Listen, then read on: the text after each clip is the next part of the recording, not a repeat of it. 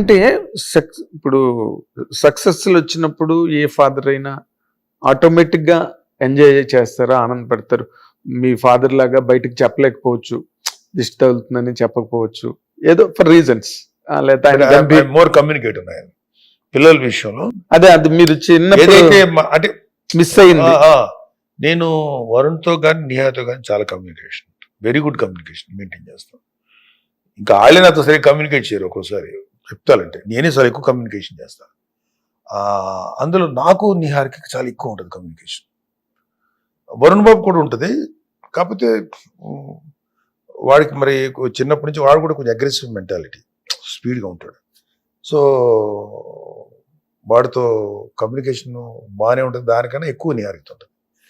అయితే ఒకటేంటంటే వరుణ్ బాబు కానీ నిహారికి కానీ వాళ్ళ ప్రొఫెషనల్ విషయంలో నేను ఒక్కరోజు కూడా ఇన్వాల్వ్ కాలేదు. అంటే వరుణ్ని ఏదో మనం ఐఏఎస్ ఐపీఎస్ చదివితే మా నాన్నకి మా మీద ఎలా ఉండేదో మాకు కూడా మా వరుణ్ బాబు హైట్ బాగుంటాడు, బాగా చదువుతాడు, మంచి స్టూడెంట్ వరుణ్, అవునా, ఫస్ట్ క్లాస్ స్టూడెంట్, చదువుతాడు, ఇది చేద్దాం. కొంతకాలం జరిగింది. నేను ఆరెంజ్ సినిమా చేయటానికి వెళ్ళాను. దానికి ముందు ఎందుకు ఒకరోజు నాన్న డిగ్రీ ఫైనల్ ఇయర్ నన్ను నేను యాక్ట్ చేద్దాం అనుకున్నాను. నేను ఏంట్రా ఏదైనా ఆటలుగా ఉంది ఏంట్రా యాక్టింగ్ అంటే అని అనొచ్చు నేను, కానీ అనలా. ఎందుకనలేదంటే అసలు నాకు ఏ హక్కు ఉంది వాడు యాక్టర్ అవుతానంటే, నాకేంటి హక్కు ఉంది వెళ్ళొద్దు అంటానికి. What I can do, at least వాడికి ఒక యాక్టింగ్ చేద్దాం అనుకున్నప్పుడు వాడు ఒక గ్రౌండ్ క్రియేట్ చేయొచ్చు కదా. ఏమీ లేనప్పుడే మా నాన్న మా అన్నయ్యకి ఇచ్చినప్పుడు, ఆల్రెడీ ఇండస్ట్రీలో ఉన్నాం కదా, ఒక సినిమా ఇండస్ట్రీలో ఉండి సినిమా పర్సనాలిటీ ఉండి మనం కూడా ఇద్దరు ఇండస్ట్రీలో కష్టం అని ఎట్లా అంటాం. We have to respect our own industry కదా. సో నేను యాక్ట్ చేస్తాను అన్నప్పుడు ఓకే అన్నాను. నేను ఒకటే వాడికి చెప్పింది ఎలా ఏంటంటే ఒక్కటే ఒకటి బేసిక్గా నేనేమి వాడి కెరీర్లో పెద్దగా ఇన్వాల్వ్ అయిపోయి చేసింది ఏం లేదు, నేను కంట్రిబ్యూట్ చేసింది కూడా ఏం లేదు. నేను నా డబ్బులతో రిస్క్ చేసి ఏ సినిమా కూడా చేయలేదు. అప్పటికే ఎగ్జాస్టెడ్, నా బ్యాడ్ లక్ వాట్ ఎవర్. నేను ఒకటి చెప్పాను, బాబు నువ్వు ఒకే క్వశ్చన్ వేసుకో, నువ్వు ఒక హీరో అవ్వాలనుకున్నావా, ఒక గొప్ప యాక్టర్ అవ్వాలనుకున్నా ఆలోచించు. మంచి యాక్టర్ అవ్వాలనుకున్నావా, ఒక మంచి హీరో అవ్వాలనుకుంటున్నావా, నేను మంచి యాక్టర్ అవ్వను అంతే, ఇది కరెక్ట్. మంచి హీరోని ఎవడు అవ్వడన్నా చాలా మంది అనుకుంటారు హీరో అయిపోయాడు, హీరోలు ఎవరు అవరు. నువ్వు మంచి యాక్టర్ అయితే తర్వాత నువ్వు హీరోవో కాదు జనాలు డిసైడ్ చేస్తారు. రెండోది, నన్ను ఎందుకు చూడాలి, నేను ఎక్స్ట్రాగా ఏం చేయగలను అని ఫస్ట్ ఆలోచించు. నేను సినిమా థియేటర్కి వెళ్తే ఒక హీరో నేను చూస్తాను అనిపించకూడదు కదా, అరే ఈ అబ్బాయి లేదు యూనిక్ ఉంది, యూనిక్ క్యారెక్టరిస్టిక్ ఉంది, కొత్తదనం ఉంది అనిపిస్తుంది కదా. ఇవాళ మనకి ప్రభాస్ని చూసి అంత పర్సనాలిటీ ఉన్నాడు, ఏమున్నాడు అక్కడ అనిపించింది కదా. మహేష్ బాబు చూస్తే అనిపించింది కదా, ఒక లవర్ బాయ్లో ఉన్నాడు మహేష్ బాబు. ఒక జూనియర్ ఎన్టీఆర్ని చూస్తే ఇంత ఫైరీ ఉన్న కుర్రాడు, ఇంత ఫైర్ ఉంది కుర్రాడు. చరణ్ బాబుని చూస్తే ఒక చిరంజీవి గారిని యంగ్లో చూసినట్టున్నాడు. ఎవరు అన్నయ్య గారి అబ్బాయిని పక్కన పెట్టు అంతే, నేమ్ ఎనీ అదర్ హీరో వీళ్ళు అలాంటి ఏదో యూనిక్ నీకు ఏదో ఉందా, రవితేజ చూడు, ఇంకొక అలాంటి యూనిక్ నీకు ఒక యూనిక్ యూబీసీఐ అంటే వాట్ ఈస్ యువర్ యూఎస్బీ, అది చూసుకో. Then you decide and whatever best I can I support చేస్తాను. సో ఆ మన మధు సినిమా తీసినప్పుడు ఫస్ట్ పిక్చరు, తర్వాత కృషి వాళ్ళేమో కంచి తీసినప్పుడు నేను వెనకాల కొంత గ్రౌండ్ వర్క్ నేను కూడా చేయటం జరిగింది తప్ప, అందుకే మిగతాదంతా వాడు కష్టపడి తయారు చేసుకునేది. ఫ్రాంక్లీ టెల్లింగ్, వాడు కష్టపడి తయారు చేసుకునేది, వాడుకున్న ఈ గ్రౌండ్ ఏది మాది కుటుంబం తాలూకు ఆ ఫ్యామిలీ తాలూకు పేరే తప్ప, వాడు ఏదైతే what ever he achieve it is by him only, తనకే సంపాదించు. ఓకే, ఒక్క ఫోన్ చేసి ఏమండి మా వాడితో ఈ సినిమా తీయండి, ఏమండి ఎవరైనా డైరెక్టర్ ఏమైనా మా వాడితో ఒక సినిమా తీసిన ఏ తండ్రి అడిగితే అంతే, అలా కొంతమంది అడిగేవాడిని తప్ప ఒకళ్ళిద్దరు నేను ఎవరిని అడిగిన కూడా పాపం అన్నీ వాడే పరిచయాలు, వాడికి ఉన్న దీంతో వాడికి ఉన్న మంచి లుక్ ఒకటి ఉంది, వాడి అదృష్టం ఏంటంటే మంచి హైట్ పర్సనాలిటీ మంచి వింటేజ్ హీరో లాగా. అలాగే న్యూయార్క్ యాక్ట్రెస్ గా ట్రై చేసింది, కొంత సక్సెస్ అయింది. దానికన్నా ముందు చిన్నప్పటి నుంచి కూడా దానికి పాపకి నిర్మాత అవ్వాలనే ఒక లోపల చాలా స్ట్రాంగ్, ఏంటి నీ సినిమా నిర్మాత మీద అదేం కిరే, ఆ ఇంట్రెస్ట్ ఏంటి, ఈ పిల్లకి ఎలా ఉంటుంది అనుకునేవాడిని. ది లాటర్ ప్రూవ్డ్, మామూలు ప్రూవ్. సో అందుకని ఏంటంటే వాళ్ళ కెరీర్ విషయంలో ఎప్పుడు ఇన్వాల్వ్ కాను ఆయన. వాళ్ళు ఎలాంటి కథలు చేసుకుంటారు కనీసం నాకు చెప్పరు. నేను అడగను.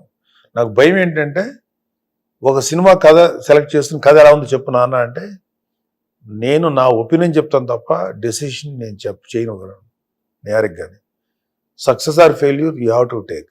నేను రేపొద్దున నువ్వు హిట్ వచ్చింది అనుకో నీకు సంతోషం ఉండదు. మా నాన్న చెప్పబట్టి మా నాన్న వెనకాల ఉన్నాడు నాకు నిలబెట్టాడు అనేవంటే నేను ఎక్కడైతే నువ్వు 100% క్లెయిమ్ చేసుకోవాలి అది క్లెయిమ్ చేసుకోలేదు. పోయింది అనుకో అతని మాట ఇన్ని పోయింది అనుకుని అది రాకూడదు. So whatever you achieve you enjoy it failure or success. అందుకే నా ఇన్వాల్వ్ కాదు నేను ఈ రోజుకి ఇన్వాల్వ్ కాదు. బట్ ఎప్పుడైనా అడుగుతా నన్ను కూడా ఒక ఒపీనియన్ తీసుకొని కావాలంటే ఐ విల్ బి దేర్ అంటారు అంతే. సో పిల్లలకి మాత్రం ఐ గేవ్ దెమ్ చాయిస్. నువ్వు మీరు ఎలాగ ఉండాలి అలా. And I never demand I never ask them how successful they are. అది నాకు అనవసరం అనిపించింది. ఫాదర్గా మీరు మీ దగ్గర నుంచి మీ పిల్లలు ఈ పాయింట్లు నా దగ్గర నుంచి అబ్జర్వ్ చేసి వీళ్ళు నేర్చుకుంటే మంచిది వీళ్ళకి హెల్ప్ అవుతుంది అని అనిపించేవి మీకు ఏమైనా ఉన్నాయి సార్ పర్సనల్గా? క్యాచ్ చేయలేదు వాళ్ళు మన దగ్గర నుంచి నేర్చుకోవాలి అనేంత గొప్ప పాయింట్లు నా దగ్గర ఉంటాయి కదా. అదే అడుగుతారు. అదేం లేవు. నాకన్నా పిల్లలు చాలా బెటర్గా ఉన్నారు తీసుకుంటే. కాబట్టి నేను ఒకటే పిల్లల దగ్గర నుంచి నా ఎక్స్పెక్టేషన్ పిల్లల నుంచి నేను ఏం ఆశిస్తాను చెప్తాను. ఇది చాలా ఇంపార్టెంట్ కమ్యూనికేట్ చేయాల్సి. నా పిల్లలు ఎంత సక్సెస్ అయ్యారు, నాకు ఎంత పేరు తీసుకొచ్చారు, ఫ్యామిలీకి ఏ రేంజ్ ఆఫ్ ఇది అయ్యారు, వాళ్ళ జీవితాలు ఎంత సాధించారు. ఒక ఇనీషియల్గా ఏదైనా ఆలోచించేవాడిని కానీ ఇప్పుడైతే అసలు ఐ నెవర్ థింక్. అసలు నా పిల్లలు ఏదైనా సక్సెస్ అయినా వాళ్ళే ఎంజాయ్ చేస్తారు, తప్పు చేస్తే వాళ్ళే ఇదవుతారు. కానీ నాకు కావాల్సింది ఏంటంటే are my children happy or not. నా కొడుకు నా కూతురు సంతోషంగా లేని రోజున, హ్యాపీగా లేని రోజున వాళ్ళు ఒక సూపర్ స్టార్లు అయితే నాకేంటి, సూపర్ ప్రొడ్యూసర్స్ అయితే నాకేంటి, సంతోషంగా లేని నా కూతురు, సంతోషంగా లేని నా కొడుకు, హ్యాపీనెస్ లేని వాళ్ళు ఏ రేంజ్కి వెళ్తే నాకేంటి, ఏమక్కర్లేదు వాళ్ళు హ్యాపీగా ఉండొచ్చు. అదే రేంజ్ అంతే. నాకు అది చాలా ఆనందాన్ని. అసలు నువ్వు హ్యాపీగా ఉన్నా నా కొడుకు అన్నా నా కూతురు అన్నా that is my biggest gift. నేను అదే ఎక్స్పెక్ట్ చేస్తాను, అదే చెప్తాను పిల్లలకి. అండ్ ఏ తండ్రి కూడా పిల్లల దగ్గర నుంచి నువ్వు ఇంత అవ్వాలి, ఇది సాధించాలి. ప్రపంచంలో సాధిస్తేనే గొప్పోడు కాదు, మనిషిగా పుట్టడమే అదృష్టం. అది చాలు, అంతకన్నా గొప్ప అచీవ్మెంట్ ఏది. దాన్ని సద్వినియోగం చేసుకుంటే చాలు. సద్వినియోగం చేసుకోకపోతే నీ కర్మ ఏదైనా సరే. కానీ ఫస్ట్ పాయింట్, నీ పిల్లవాడు నీ కూతురు, కొడుకు కూతురు సంతోషంగా లేని రోజున నువ్వు ఎన్ని కోట్లు ఉన్నానని వాళ్ళకి ఎంత కోట్లు ఉన్నా సరే వేస్ట్. నీ కొడుకు సంతోషంగా ఉన్నాడు, డబ్బులు లేవు, అది ఏదో చేస్తాం, ఏదో పని చేసుకున్నాను సంతోషం. సో నీ పిల్లలు సంతోషంగా లేని రోజున నీ ఏ అచీవ్మెంట్ ఏది కూడా వేస్ట్. అందుకని పేరెంట్స్ ముఖ్యంగా ఆలోచించాల్సి అదే అంటారు, let your children be happy. నా బిడ్డ, నా కొడుకు, నా కూతురు సంతోషంగా బతకాలి. అదే purpose of life is to live happy. అంటే అది పర్పస్ అని కాదు, అదే ఉండాలి, వేరే ఆప్షన్ లేదు నీకు. ఇప్పుడు అంటే ఎగ్జాంపుల్ చెప్తున్నా, ఒక మహానటి సావిత్రి ఉంది, ఎంత గొప్ప నటి ఆవిడ, ఏమిచ్చి ఆవిడ సాధించినటువంటి ఎంత పర్ఫార్మెన్స్. అంటే ఆవిడ లైఫ్లో ఎక్కడ హ్యాపీనెస్ ఉంది, ఎంత సంతోషం ఉందా? ఒకవేళ వాళ్ళ పేరెంట్ వాళ్ళ ఫాదరే బతికుండి ఉంటే ఆవిడ ఈ కష్టాలు పడితే ఎంత బాధపడి ఉండేవాడు ఆయన. అదేవిధంగా ఒక ప్రముఖుడైనటువంటి ఒక హీరో తన కొడుకు కష్టాలు పడిపోయో లేకపోతే సరిగ్గా కాకపోతే బాధపడుతుంటే ఎంత పెద్ద హీరో అయినా కొడుకు నేను చేయలేకపోతే బాధ ఆ తండ్రికి ఎంత ఉంటుంది. అందుకని don't expect anything from children ఇది సాధించాలి అని పెట్టద్దు. అరే హ్యాపీగా ఉండండి రా, మీకు నేనున్నాను. అంటే నేనేమంటానంటే, నాకు ఇక్కడే ఖలీల్ జిబ్రాన్ది ఒకటి ఉంది, పిల్లలు నీ నుంచి వచ్చిన వాళ్ళే కానీ నీకు చెందిన వాళ్ళు కాదంటాడు. పిల్లలు నీ నుంచి వచ్చాడు కానీ నీకు చెందిన వాళ్ళు కాదు, వాళ్ళదంటూ ఒక ప్రపంచం ఉంటుంది. ఆ ప్రపంచంలోకి లైఫ్లో కూడా ఎప్పుడు తొంగి చూడలేదు, కానీ వాళ్ళు నీ ప్రపంచంలో ఉండగలరు. బాణం బిల్లు నుంచి బాణం ఒకసారి రిలీజ్ అయితే ఇంకా ఆ బాణం బిల్లుకు చెందదు, అది సపరేట్. పిల్లలు అంతే, వాళ్ళు జీవితేచ్ఛపు బిడ్డలు. నీ బిడ్డలు నీకు పుట్టారు తప్ప అది లైఫ్ వాళ్ళని వేరేతో తీసుకెళ్తుంది. So respect them, protect them, take responsibility of their protection. నీ దగ్గర డబ్బులు ఉంటే వాళ్ళ ఎకనామికల్గా వాళ్ళని సెటిల్ చేయటం వాళ్ళు సంతోషంగా ఉంటాను చూడు, అంతే తప్ప నువ్వు ఏదిరా సాధించలేకపోయావు, ఏదిరా పాస్ అవ్వలేవు. నాకు అంతకంటే బాధ ఎక్కడ వేస్తుంటే ఇవాళ ఎంతో మంది తల్లిదండ్రులు చూస్తారు, ఆడు 2.5 ఏళ్ళు దాటు 3 ఏళ్ళు దాటు వాడిని స్కూల్లో వేసేస్తారు, వాడికి టార్గెట్లు పెట్టేస్తారు. 7th క్లాస్ నుంచే అవును ఐసెట్ ఇన్సెట్ ఏ పరిమాణ ఎగ్జామ్స్ రాయిస్తారు. అవును అరే పెరగనీరా బాబు, నీ కొడుకుని స్వేచ్ఛగా పెరగనీరా. గొప్ప గొప్ప వాళ్ళని చెప్పుకుని వీళ్ళందరూ కూడా పెద్ద చదివారేంటి? ఎవరన్నా చదివారా? హ్యాపీ అలాగే బ్రహ్మాండం గొప్ప వాళ్ళు. ప్రకృతి వాళ్ళు నేర్పించింది, సమాజం నేర్పించింది. వదిలే, నీ కొడుకు ఐఏఎస్ చదివితేనో ఐపీఎస్ చదివితేనో పెద్ద హీరో అయితేనో పెద్ద హీరో అయితేనే సాధించినట్ట. అది కదా నువ్వు పిల్లల దగ్గర నేర్చుకోవాలి, నువ్వు నేర్పించాల్సింది. నువ్వు హ్యాపీగా ఉన్నావు. అక్కడ ప్రొటెక్షన్ చేయాలంటే పిల్లలు తప్పుడు దారిలో నడిచి క్రైమ్ వైపు వెళ్ళినా లేకపోతే జీవితాలను ఏదన్నా నష్టం కలగజేసుకున్నప్పుడు వరకే వాళ్ళని ప్రొటెక్ట్ చేయాలి. వాళ్ళు ఎలా బతుకుతున్నా ఎలా ఉన్నా సరే వదిలేసి unconditional love. Unconditional. You can't వదిన అదే కొడుకు అదే కూతురు నేను తిట్టచ్చు, తిట్టిని నీకు అనవసరం. కానీ నువ్వు మాత్రం వాళ్ళని డైవర్ట్ చేయకు, ఇలా బతకబాయి. అది ఒక ఫ్రీ సోల్. వాళ్ళు అలా హ్యాపీగా ఎలా వెళ్తే అలా వెళ్ళని. ఆ వెళ్ళే దారిలో ముళ్ళు రాళ్ళు అనుకుంటూ చూసుకో, అది నీ బాధ్యత. పక్క తీసి నడవండి, అంతే తప్ప వాళ్ళని కమాండ్ చేసి నా కొడుకు నాకేమి ఇచ్చాడు, నా కూతురు నాకేమి పెట్టింది అలా ఆలోచించుకో. వీలైతే నువ్వే పెట్టు, పెట్టలేని రోజున ఏదో ఒకటి చెయ్యి. అంటే పేరెంట్స్ పిల్లల్ని అనొద్దని, పిల్లల్ని పిల్లల్ని బ్లేమ్ చేయొద్దు.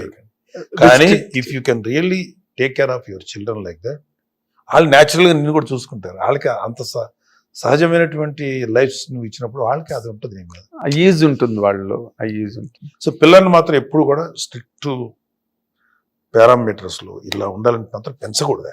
Yes, should give the maximum freedom. Correct sir, correct. అంటే ఇప్పుడు యాజ్ అ ఫాదర్గా వరుణ్ బాబు మ్యారేజ్ అయింది, హౌ దే ఆర్ లివింగ్ అన్న దాని మీద మీ తాలూకా ఏదైనా ఉంటుందా? మేనోరింగ్, ఇలా ఉండరా, ఇలా ఉండండి, ఇలా చేసుకోండి, అసలు చెప్పను. ఏంలే. ఇప్పుడు నా కొడుకు లావణ్యని పెళ్లి చేసుకోడు, లవ్ మ్యారేజ్. నా దగ్గరికి వచ్చి నేను బయట విన్నా నా కొడుకు లావణ్యతోటి క్లోజ్ గా ఉంటున్నాడు. రిలేషన్షిప్ అంటే నేను ఎప్పుడు అడగల, ఎరా ఇలా ఉన్నావు ఏంటంట, బయట టాక్ వచ్చిందని అడగల. ఎందుకంటే ఇట్ ఈజ్ లైఫ్. ఒకవేళ అదే చెప్తారు కదా, నాకు చెప్పాడు. ఇక అసలు నాన్న ఇట్లా చేసుకున్నాను, are you happy with her అన్న, అమ్మాయితో నీకు బాగుంటుందా, are you happy with her, and ఫ్యూచర్లో ఏ ఇష్యూ రాకుండా బాగుంటుందా మీకు, I'm very confident, then go ahead. అంతే అంతే, 3 మాటలు అంతేం జరగలేదు. ఓకే చేసుకో. అండ్ లక్ ఏంటంటే why I respect children judgement అంటే whatever good or bad, they know what is what they want. నువ్వు వెళ్ళి చిల్డ్రన్ ఇలా ఉండాలని చెప్పొద్దు, అదే చెప్తున్నాను ఇందాక. వాడి జడ్జిమెంట్ రైట్ అయింది ఆ విషయం.